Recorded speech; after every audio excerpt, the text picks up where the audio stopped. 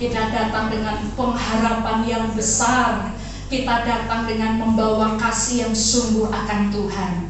Janji ibadah yang kita lakukan, firman Tuhan katakan bahwa untuk masa sekarang, untuk masa yang akan datang, ibadah itu mengandung apa? Janji. Mengandung janji. Biarlah setiap kita boleh mengalami akan janji-janji Tuhan itu.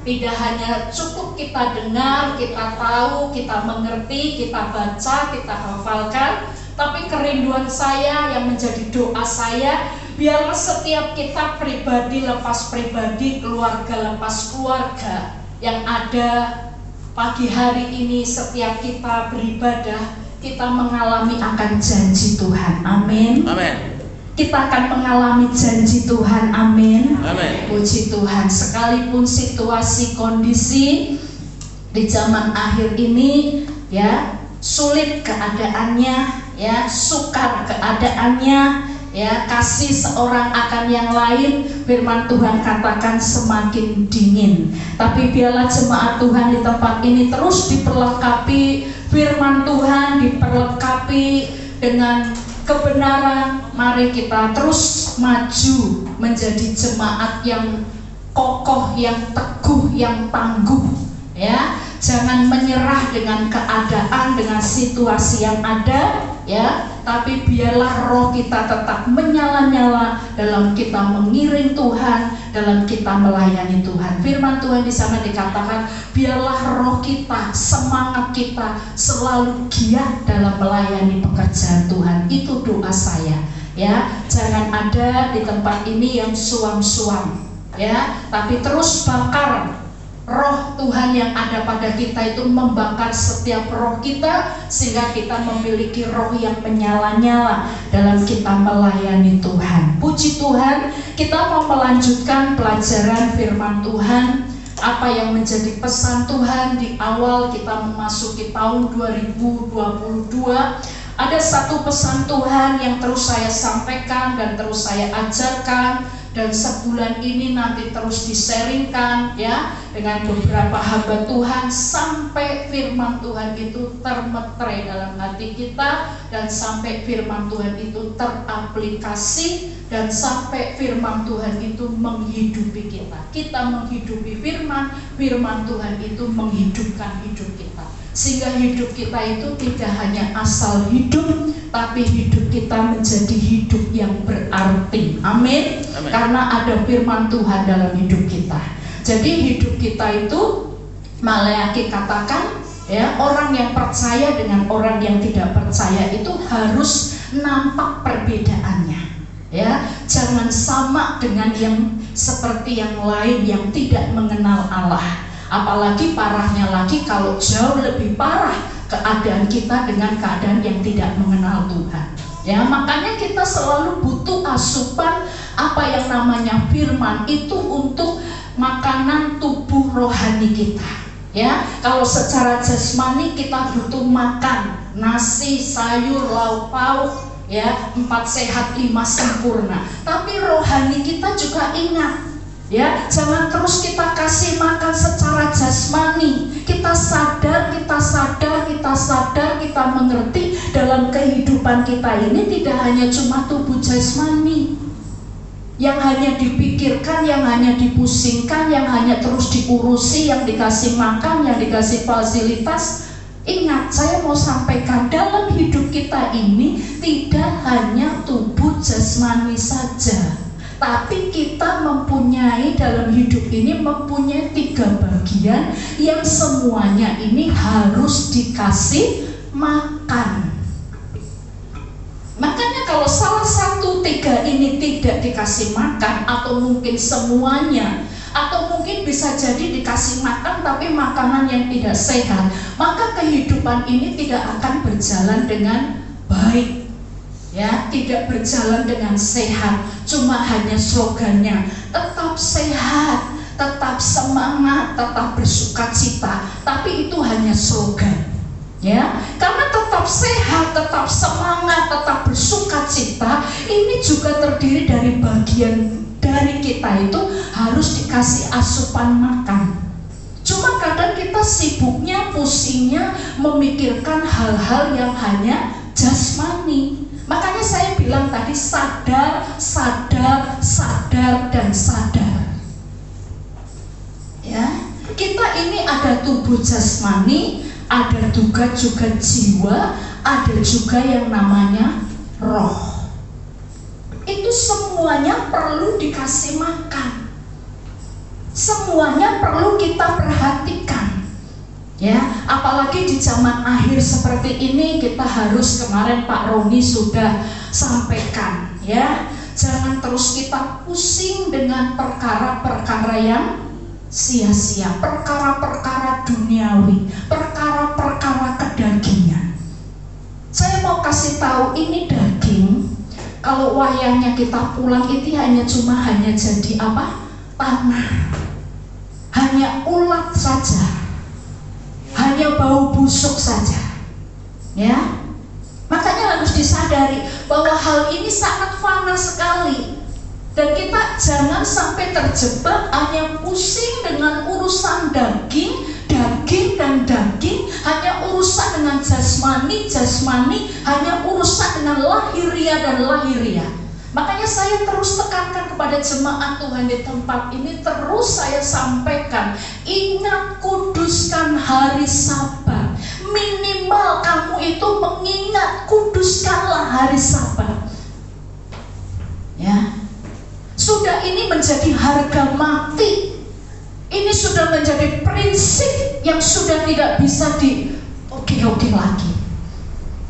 Kalau hari Minggu, ya, kuduskanlah hari Sabat. Mari kita prioritaskan skala prioritas yang memang harus kita utamakan. Ya, kita harus belajar bijak, kita harus belajar arif, ya, untuk kita menempatkan mana yang menjadi skala prioritas kita dan mana yang bukan. Jangan yang harusnya di bawah kita letakkan di atas, yang di atas kita letakkan di nomor sekian. Ya, karena ini mencakup tentang di kehidupan kita yang tadi ada ketiga hal ini, ya tentang daging, ya tentang jiwa, ya tentang roh, harus diisi makanan semua. Mari jemaat Tuhan di tempat ini terus, ya, boleh diperlengkapi firman Tuhan sehingga slogan, ya, yang terus kita kumandangkan, kita tetap sehat. Jangan sehat hanya secara jasmani, kita gemuk, kita berlimpah, tapi itu hanya secara jasmani. Tapi sebenarnya jiwa kita itu kosong. Ya, jangan sampai roh kita malah mati. Hanya sehat secara badannya saja, hanya sehat secara jasmaninya saja. Ingat, kembali saya ingatkan, ada 3 bagian yang harus kita pikirkan, ada 3 bagian yang harus kita perhatikan, ada 3 bagian yang harus kita openi dalam hidup kita. Ya, jadi jangan hanya melulu daging saja. Ya, jangan hanya urusan daging saja, tapi mari kita juga pikirkan jiwa kita, sehingga kita tetap sehat, betul sehat secara jasmani, juga sehat secara rohani. Ya, kita tetap semangat, bukan hanya semangat di luarnya, tapi semangat sampai di dalam roh kita, di dalam jiwa kita. Makanya Daud katakan apa? Jiwaku itu merindukan Tuhan, itu seperti gambarannya seperti apa? Seperti rusa yang merindukan air. Ya, jadi mari kita dalam hidup kita itu seimbang antara kita kerja secara jasmani untuk memenuhi jasmani, ya, kita perhatikan luar biasa kerja kerasnya, kita juga kerja keras nih untuk ngurusin jiwa kita. Ya, supaya tetap sehat ini, tetap semangat ini benar-benar luar dan dalam. Ya, cantiknya itu benar-benar dari luar juga dari dalam. Sehatnya dari luar juga dari dalam. Ya, yang tetap semangat, tetap sehat, terus tetap bersukacita. Sukacitanya juga dari dalam. Ya, jadi sukacitanya bukan karena situasi, keadaan. Sekarang keadaan seperti ini sulit untuk kita bersukacita. Mungkin yang bersukacita itu mungkin buat orang yang berduit saja. Kadang orang berduit saja itu masih ada pergumulan, apalagi orang yang tidak berduit, 7 pusing keliling, ya 7 kali pusingnya lebih kalau orang yang tidak punya duit. Karena keadaan memang seperti ini. Tapi mari kita mau tidak hanya pusing itu, tapi mari kita isi kebenaran firman Tuhan. Itu menjadi skala prioritas untuk kita memperhatikan kedagingan kita, untuk memperhatikan jiwa kita, untuk kita memperhatikan roh kita. Amin. Sehingga ketika hal ini benar-benar terpenuhi dengan sempurna, sehingga kehidupan kita juga berjalan dengan baik, dengan lancar. Puji Tuhan, firman Tuhan pagi hari ini boleh memberkati kita. Yang terakhir, yang pesan Tuhan yang disampaikan, di mana gereja Tuhan di tempat ini kemarin sudah saya sampaikan, tetaplah berdoa. Yang kedua, jagalah kekudusan. Dan yang ketiga, kita memiliki kerendahan hati. Dan yang keempat, kita semua jemaat Tuhan di tempat ini, khususnya di tahun ini, mari menjadi gereja yang menjadi berkat. Satu kehidupan kita yang menjadi berkat, gereja yang menjadi berkat, yang berdampak. Kita mau menolong sesama kita, kita mau berbagi dengan sesama kita, ya. Ini boleh kita renungkan, dan saya minta nanti menjelang hari Paskah ini firman juga boleh terus di-sharingkan, ya. Sama halnya Tuhan sudah memberikan segala-galanya buat kita, sampai Yesus mati buat kita, ya. Mari kita juga belajar untuk kita, hidup kita pun belajar seperti Tuhan Yesus, di mana memberikan satu teladan, satu contoh. Dia memberikan hidupnya, ya, seperti gembala itu menyerahkan nyawanya untuk domba-dombanya. Mari kita sebagai domba juga tahu, ya, juga dengar-dengaran akan suara gembala, sehingga apa yang menjadi kehendak Tuhan, apa yang menjadi pesan Tuhan boleh teraplikasi, boleh kita wujud nyatakan.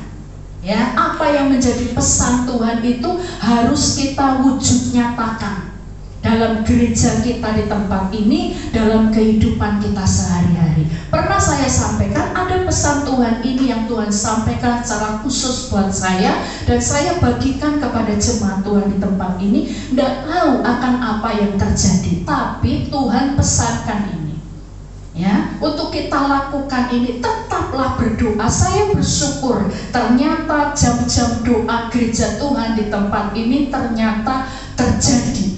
Untuk dikatakan tetaplah berdoa, ternyata diresponi. Sekalipun itu hanya beberapa saja, tapi saya sudah bersyukur.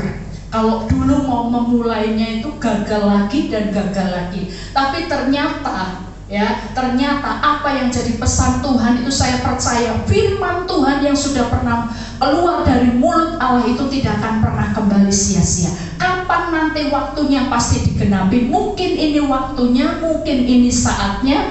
Tetaplah berdoa, gereja Tuhan di tempat ini bisa melakukannya. Ada menara doa, ya, jam puasa. Dulu mau puasa susahnya, gagal lagi dan gagal lagi, ternyata jalan. Bahkan sampai seminggu itu 2 kali. Saya bersyukur, ya. Saya terus himbau jemaat Tuhan di tempat ini, ayo miliki kerinduan, jiwamu diperhatikan, ya, rohmu diperhatikan. Ayo kita gabung, ya. Jangan sibuk terus dengan urusan dunia. Sebulan sekali lah, minimalah pelayan-pelayan Tuhan yang mau tampil, ayo ikut jam doa puasa, ya, biar pelayanannya jadi ada pengurapan, ya. Nggak hari Kamis, ya hari Sabtu. Nggak setiap minggu, ya mungkin 2 minggu sekali. Nggak 2 minggu sekali, ya mungkin 1 bulan sekali. Apalagi pembawa firman di tempat ini, ya, harus ditambah jam doanya. Saya bersyukur, saya berterima kasih sama Tuhan, ya. Mari gereja Tuhan di tempat ini kita mau laksanakan apa yang menjadi pesan Tuhan untuk gereja tempat ini, untuk hidup setiap jemaat Tuhan di tempat ini, itu menjadi berkat, Ya, untuk hidup kita menjadi berkat atau hidup yang berkualitas itu tidak dipengaruhi oleh lamanya kita hidup. Kita lama hidup sampai 70, 80, tapi kalau tidak berkualitas ya buat apa? Ya, buat apa? Tapi kalau sebentar tapi berkualitas itu pala yang lebih baik. Ya, karena hidup yang berkualitas itu tidak dipengaruhi oleh lamanya kita hidup, tapi bagaimana kita hidup untuk berkontribusi.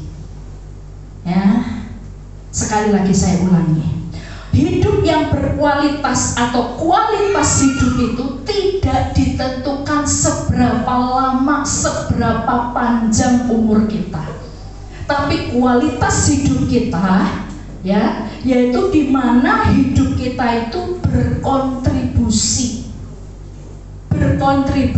untuk pekerjaan Tuhan dan juga untuk sesama. Makanya tadi saya katakan, mari kita hidupnya tidak pusing dengan urusan kita sendiri terus.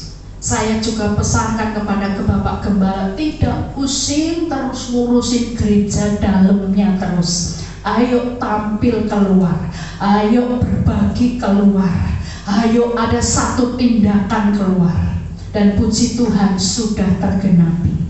Ya, sambil mempercantik gerejanya, mana yang perlu direnovasi, mana yang perlu dipasang, ya, sudah ada tambahan, ini pintu besi, puji Tuhan. Doakan besok bulan depan, ya, semuanya boleh belajar, berjalan baik, pasang kanopi biar besok ada acara apa-apa depan jadi tidak kehujanan, mau tempat-tempat apa jadi tidak kehujanan. Doakan, ya, gereja Tuhan sudah semakin kesini semakin indah, semakin baik.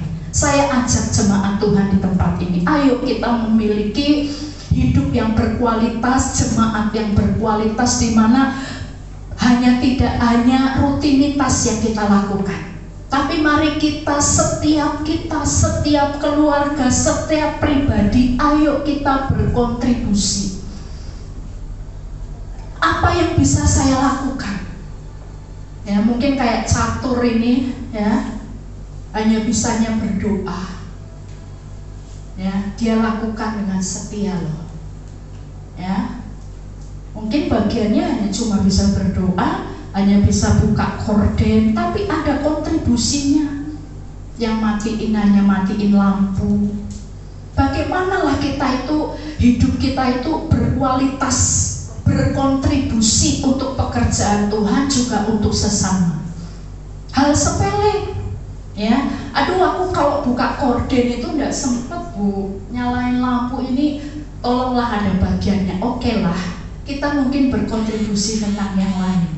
Oh, aku di rumah itu santai-santai, daripada aku mainan HP sampai HP-nya pegel apa sampai tangannya pegel. Mari kita yuk datang ke gereja, gabung dalam doa. Ya, sudah Pak Yohanes sering koar-koar, ya, jam doa, ayo datang. Siapa yang sempat luangkan waktu? Ya, saya himbau lagi khususnya pelayan Tuhan, ya, yang melayani di sini. Ya, saya himbau untuk bisa luangkan waktu. Ya, parahnya kalau melayani di sini ini malah nggak latihan, juga nggak doa, ya kan? Nah, ini pekerjaan Tuhan ibaratnya kayak hanya tampil saja. Ya, nggak ada kontribusinya kita. Kalau memang kita mau melayani, ayo kita latihan, ayo kita doa, ayo kita persiapkan lebih baik. Jadi untuk minggunya itu benar-benar pengurapan Tuhan itu benar-benar terasa. Ya, kesatuan hati, kesatuan roh jemaat Tuhan di tempat ini. Jadi hidup kita itu ada kontribusinya untuk pekerjaan Tuhan, juga untuk sesama. Mungkin kita tidak bisa bagi-bagi kemana-mana, tidak bisa Pak. Mungkin kita lewat persembahan kita. Ya, kita bisa kelola, nanti kita bisa belanjakan, atau mungkin kita bisa bantu, ya, yang sakit, yang mungkin bukan jemaat atau yang sapa, lewat bendahara bisa dikeluarkan. Ada kontribusi gereja tempat ini boleh memberkati yang lain melalui persembahan kita. kita persembahan juga enggak, ya. Kita bantu-bantu gereja juga enggak, doa juga ya enggak. Terus hidup kita itu mau dibawa kemana? Hanya cuma percaya Tuhan Yesus. Ya, saya maulah jemaat Tuhan di tempat ini ayo mengalami satu peningkatan, mengalami satu kemajuan yang lebih baik, mengalami the next level. Sering dikatakan sama Bu Rusti, kita harus the next level. Seperti Pak Ino sering katakan doanya, kita itu dibawa naik bukan turun. Itu seperti apa aplikasinya? Ya, mari hidup kita itu berkualitas, berkontribusi. Tidak bisa beres-beres, tidak bisa doa, ya mungkin persembahan kita. Ya, saya tidak bisa Bu bantu-bantu ngepel ini dan itu, tapi saya kasih dananya Bu, persembahan. Nanti mungkin lewat bendahara bisa beli untuk alat pel, beli untuk lampu mati, ya, untuk PK hamba Tuhan, lewat korban-korban persembahan kita. Pokoknya ada kontribusinya. Ya, ada sesuatu yang kita lakukan untuk gereja kita ini. Ada sesuatu yang kita bayar, ada sesuatu yang kita korbankan. Ya. Saya ajak jemaat Tuhan di tempat ini, ayo kita lakukan dengan semuanya ini. Ya. Ini firman Tuhan boleh memberkati kita. Ternyata ketika kita melakukan sesuatu yang baik itu membuat kita itu jadi diingat Tuhan. Percayalah, ya, percayalah ketika kita melakukan sesuatu yang baik, apalagi itu untuk pekerjaan Tuhan, apalagi itu untuk sesama kita yang memang butuh untuk kita tolong, yang memang butuh untuk kita uluri apa yang menjadi berkat dalam hidup kita. Yang pertama, ketika kita melakukan sesuatu yang baik, kita itu jadi diingat sama Tuhan. Amin. Kita melakukan sesuatu yang baik, contohnya dalam Alkitab. Mungkin dari contoh kita ada, tapi sepertinya kayak menjunjung, memuji seseorang enggak. Tapi kita mau contoh di dalam Alkitab seperti Hana. Bapak Ibu tahu cerita tentang Hana? Dia menangis, dia disakiti sama madunya karena selama dia menikah, suaminya namanya siapa? Elkana, tidak dikasih anak, ya, tidak dikasih anak. Makanya Hana ini sedih. Bahkan Penina ini suka nyindir, Penina ini suka nyakiti. Hana datang sama Tuhan, dia berdoa, bahkan sampai disangka Hana ini mabuk karena nangisnya saking gugukan, saking nangisnya luar biasa di rumah Tuhan. Tapi ingat, kita mau baca nanti di rumah baca ya, karena yang saya bahas bukan ini. 1 Samuel 1 ayat yang ketiga. Ya, coba di ayat yang ketiga saja. Kita belajar dari Hana, dari satu tokoh Alkitab, boleh mencontoh untuk kita lakukan juga seperti ini. Bahwa melakukan sesuatu yang baik itu membuat kita itu jadi diingat sama Tuhan. Ya, 1 Samuel pasalnya yang ke-1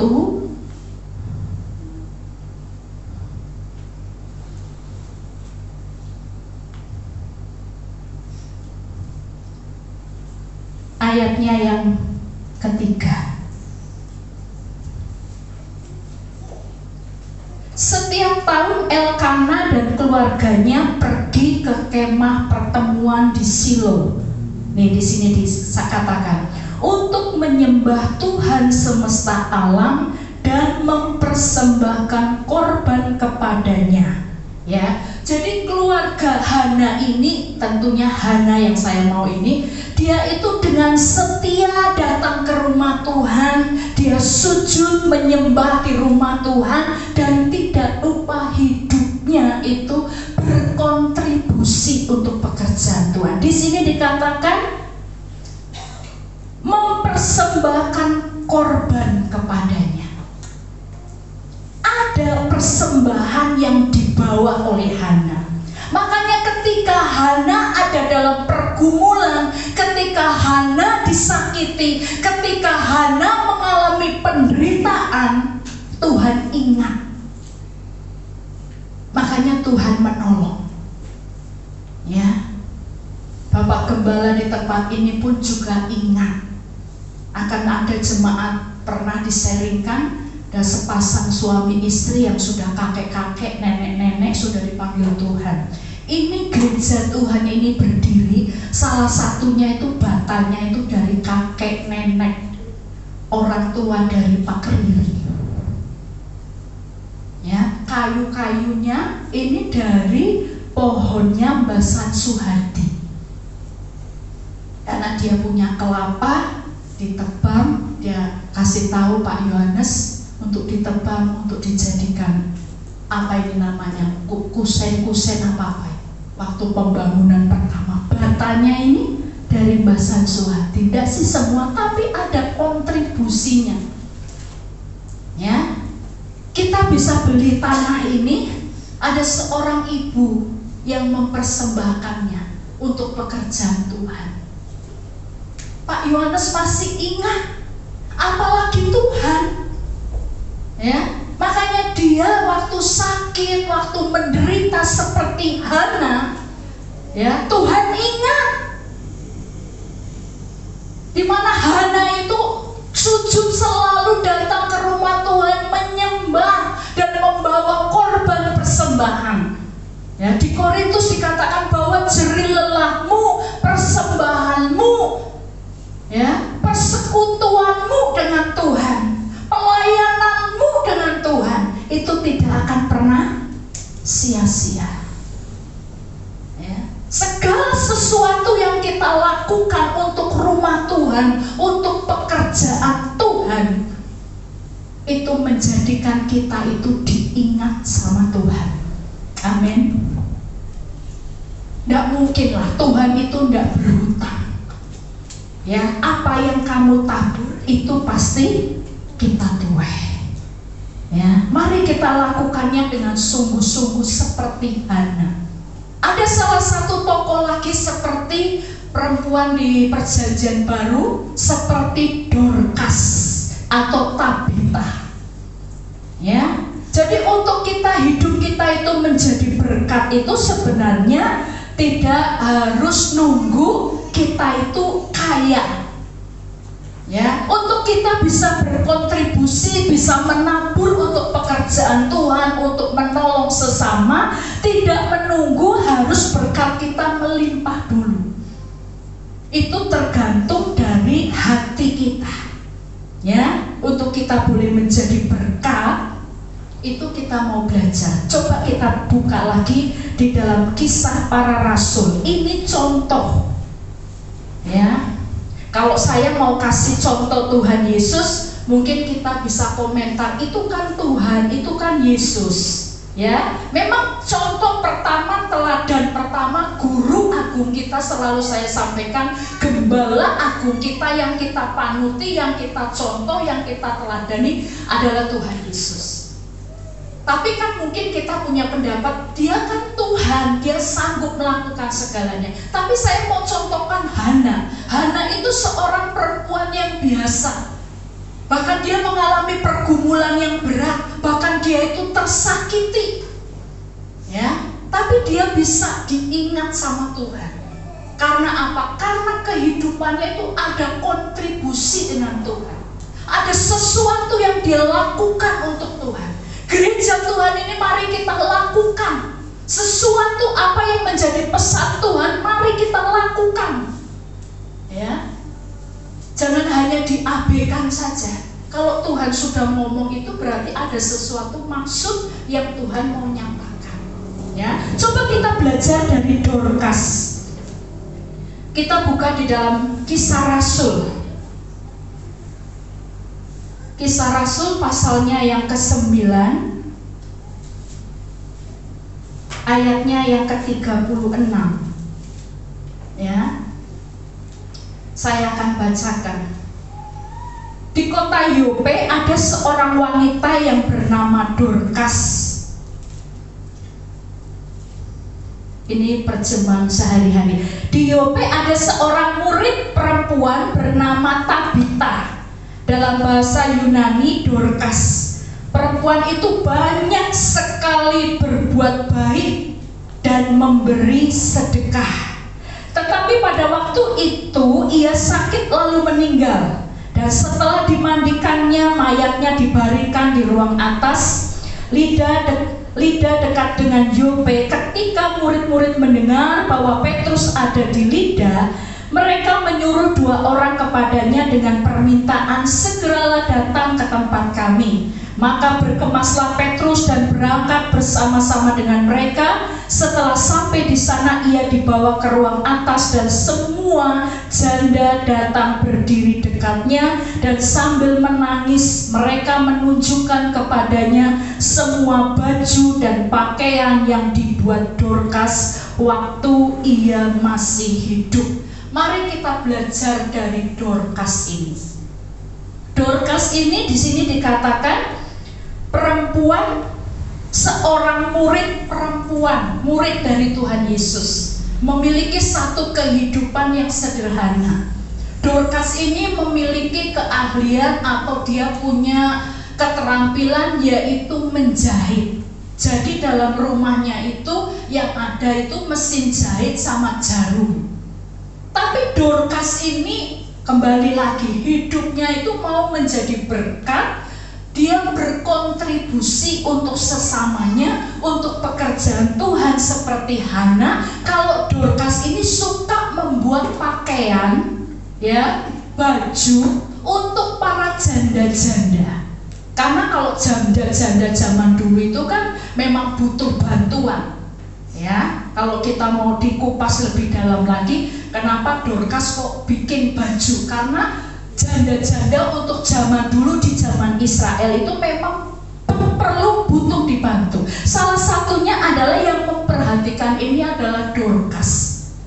Nah, singkat cerita, waktu Dorcas ini sakit dan pada akhirnya meninggal, dan pada akhirnya dimandikan, jenazahnya ditaruh di satu tempat. Nah, ada Petrus yang lagi melayani, disuruh mampir, suruh mendoakan. Kalau jenazah ini sudah beres, sudah mau dimakamkan, sudah dimandikan, di sana dikatakan ada janda-janda yang menangis, bahkan diperlihatkan, mereka menunjukkan kepadanya, maksudnya kepada Petrus sama murid-murid yang lain, orang-orang yang sedang layak itu, semua baju dan pakaian yang dibuat berkas waktu itu, Dorcas waktu itu masih hidup.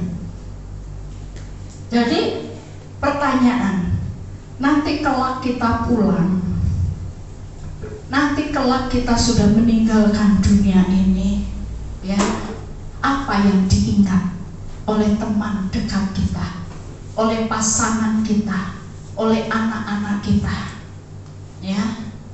Makanya kita perlu melakukan sesuatu perbuatan yang baik seperti Dorcas ini. Dan pada akhirnya, singkat cerita, Dorcas ini dibangkitkan, ya.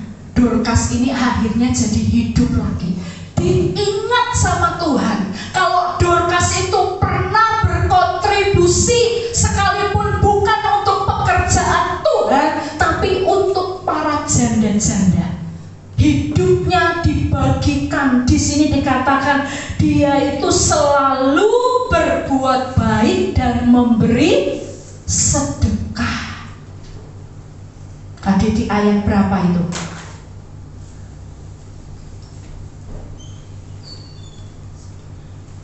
Perempuan itu banyak sekali berbuat baik, banyak sekali. Dalam versi yang lain ini seumur hidupnya, semasa hidupnya Dorcas,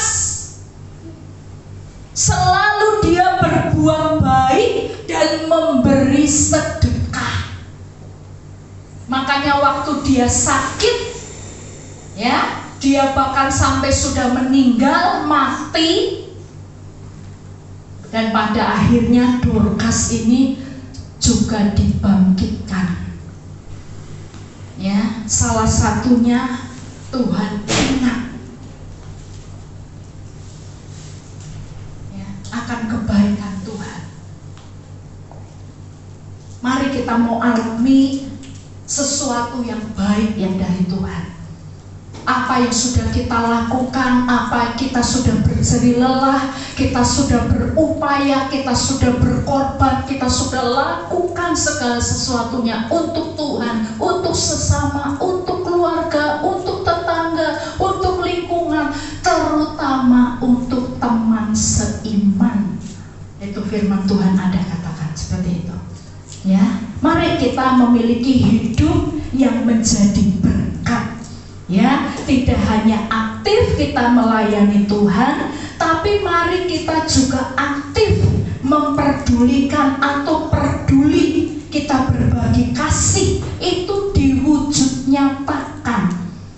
Gereja Tuhan di tempat ini, ayo Pak Gembala, ya, harus peka, ya, dengan tetangga kanan kiri, dengan jemaat yang memang perlu ditopang, ya, ada jemaat yang perlu didukung, ya. Makanya saya pesankan ke bendahara, ya, memang uang itu memang perlu disimpan, tapi kalau gereja butuh jangan apot ngeluarinnya, ya, karena untuk kepentingan itu.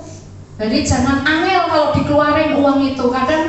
Saya kadang gemes, ya, uang itu untuk fasilitas gereja, tapi ketika dikeluarin itu susah, yang ini, yang begono begitu, ya. Memang uang itu memang untuk yaitu kegiatan seperti kayak komsel. Saya mau kasih tahu, persembahan komsel yang kita kumpulkan itu karena ada mesbah, ada menara doa, dan kita itu memang makan, ya. Kan nggak mungkin kayak catur, kayak Nathan harus korban makanan, dia sudah berdoa saja kan kita sudah berterima kasih. Dia berdoa buat siapa sih? Buat kita semua, ya. Makanya kita semua yang nggak bisa berdoa, ayolah berkontribusi. Nggak bisa Bu, saya nggak pagi-pagi nggak sempet masak Bu, nggak bisa antar. Berkontribusi untuk persembahan, biar bendahara mengeluarin untuk saya pesen sayur, ya. Kan nggak mungkin saya sudah berdoa, saya yang masak, ya, atau saya yang beres-beres, kan nggak mungkin kan. Semuanya harus berkontribusi. Makanya saya sarankan ke bendahara Selasa untuk siap selalu, biar nggak keberatan, saya bagi ke bendahara satu, ya. Jadi bagi-bagi semuanya berkontribusi. Jemaat Tuhan tempat ini persembahannya nggak ada yang sia-sia, ya. Persembahan Bapak Ibu di sini nggak masuk ke saya, ya. Jangan khawatir nanti dikira dimakan saya, nggak. Ada perhitungannya, ya, yaitu salah satunya untuk mesbah, untuk menara doa di tempat ini. Ada kontribusinya. Jemaat Tuhan di tempat ini tidak bisa berdoa, tapi melalui persembahan Bapak Ibu Saudara di tempat ini, yang puasa jadi bisa buka puasa, ada makanan. Coba bayangkan, kita sudah berdoa, kita sudah memuji, menyembah, sudah puasa, pulang saja kan kasihan, ya. Makanya Pak Yohanes, ya masaklah. Ya, saya karena ada hobi masak, saya pesankan tetangga saya, ya, untuk semuanya bisa makan.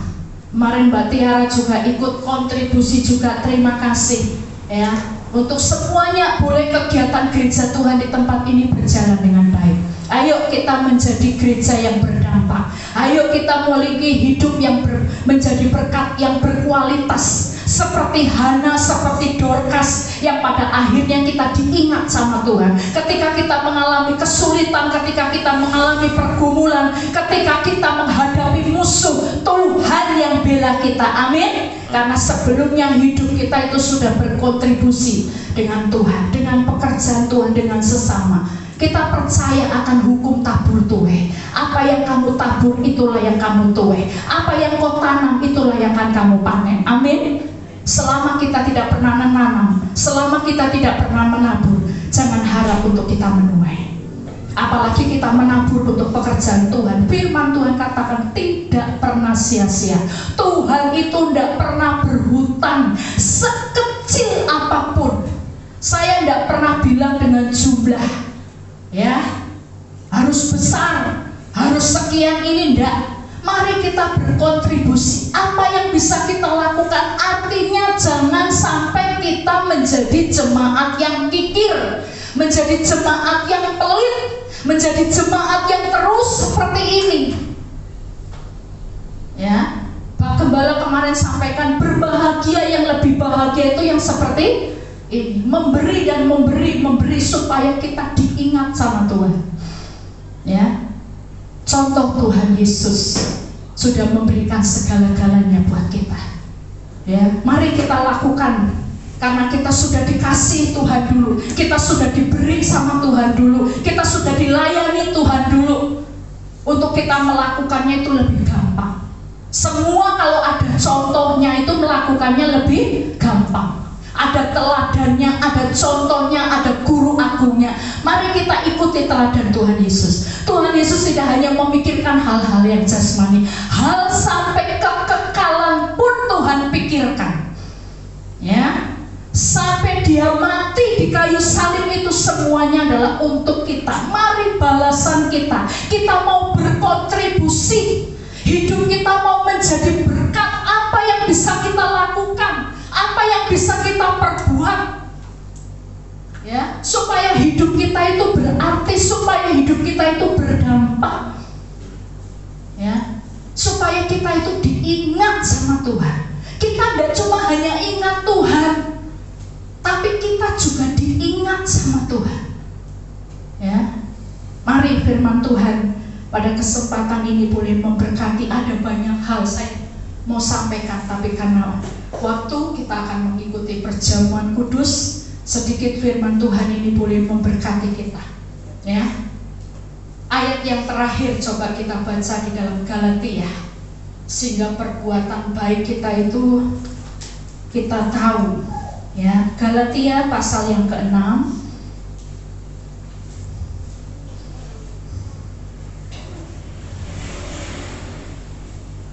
ayatnya yang ke-9. Janganlah kita jemu-jemu berbuat baik, karena apabila sudah datang waktunya kita akan menuai. Nih, di sini dikatakan, karena apabila sudah datang waktunya kita akan menuai. Tetapi jika kita tidak menjadi lemah, ya, makanya jangan jemu-jemulah berbuat baik. Ya, ayat yang ke-10, karena itu selama masih ada kesempatan bagi kita, marilah kita berbuat baik kepada semua orang. Kita berbuat baik kepada semua orang. Firman Tuhan di sini dikatakan, tetapi terutama kepada kawan-kawan kita seiman. Kita mau jadi berkat di Yerusalem dulu. Ya, jangan punya satu tindakan yang salah dalam kita berbuat baik. Mungkin kita hebat di luar, tapi di dalam kita nggak lakukan apa-apa, nggak ada kontribusi apa-apa, ya juga percuma. Di sini firman Tuhan katakan, dengan kawan-kawan seiman dulu. Ya, kita mau berkontribusi untuk pekerjaan, untuk rumah Tuhan dulu. Ya, kemarin kalau dulu saya pernah dengar itu Ibu Lurah yang jadi Bu Samen itu setiap bulan itu selalu menyantuni janda-janda, ya Bu. Ya, bahkan menyantuni masjid apa musola apa itu, apa langgar namanya, nggak ngerti. Kalau nggak salah itu 100 juta. Supaya apa? Supaya diingat sama warganya. Ketika nanti aku calon, kamu ingat nih, aku bawa budak persembahan. Ternyata jadi, ya Bu? Jadi. Coba bayangkan, itu manusia. Coba bayangkan, coba renungkan, itu manusia. Apalagi kalau kita lakukan buat Tuhan, kita lakukan buat Tuhan, kita lakukan buat Tuhan. Apa Tuhan tidak ingat kita? Ibu itu memberi supaya ingat, warga, ingat ya, aku sudah kasih persembahan santunan. Nanti kalau aku jago, pilih aku ya.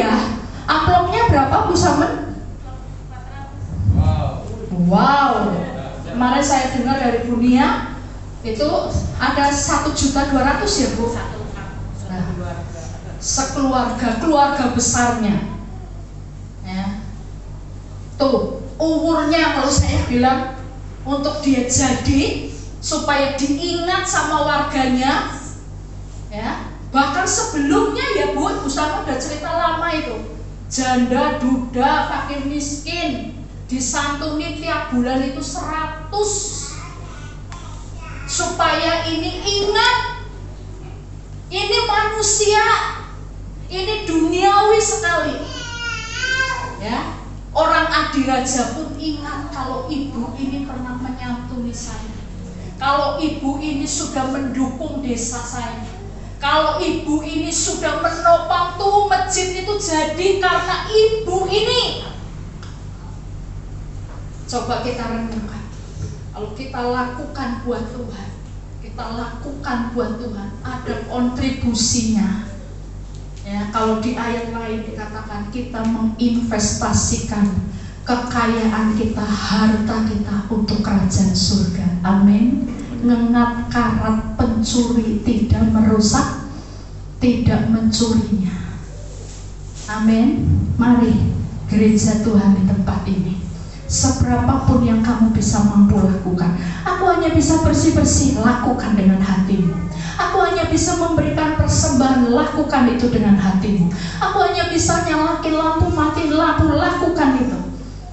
Apapun yang bisa kita lakukan, mari kita lakukan dengan mata yang tertuju pada Tuhan. Amin. Puji Tuhan, ini firman Tuhan boleh memberkati kita.